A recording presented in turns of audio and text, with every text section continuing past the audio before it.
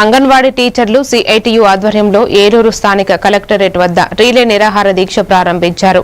వారు కనీస వేతనం 26,000 రూపాయలు, మినీ వర్కర్లకు మెయిన్ పోస్టులు, సూపర్వైజర్లు భర్తీలు, పనిభారం తగ్గింపు, పెరుగుతున్న ధరలకు అనుగుణంగా వేతనం పెంపు, సౌకర్యాలు కల్పించాలని డిమాండ్ చేశారు. జిల్లా రాష్ట్ర స్థాయి నాయకులు, ఇతర సంఘాలు దీక్షకు మద్దతుగా పాల్గొన్నారు. ఈ కార్యక్రమంలో రజని, పిఎల్ఎస్ కుమారి, ఇందిర, అరుణ, సిఐటియు నాయకులు తదితరులు పాల్గొన్నారు.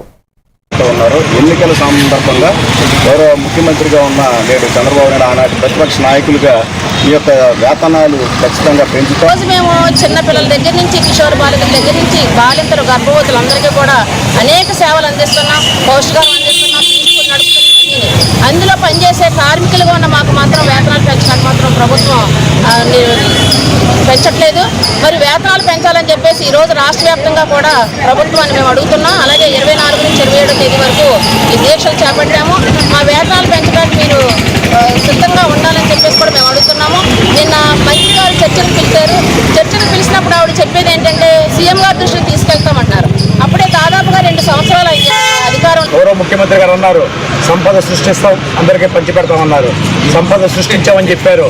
రాష్ట్ర ఆర్థిక పరిస్థితి గాడిలో పడిందని రాష్ట్ర ముఖ్యమంత్రి గారు నిన్న మొన్న పేపర్లో కూడా ఇచ్చారు. కానీ ఈ రోజున ఉద్యోగులు కానీ, ఉపాధ్యాయులు కానీ, అక్కడ పనిచేసే అంగన్వాడీ వర్కర్స్, హెల్పర్స్కి ఈరోజు ప్రభుత్వం న్యాయం చేసి మహిళా దినోత్సవం వాళ్ళకి శుభవార్త చెప్పి వాళ్ళ మినిమం స్కేల్ వాళ్ళు కోరుకున్నారు.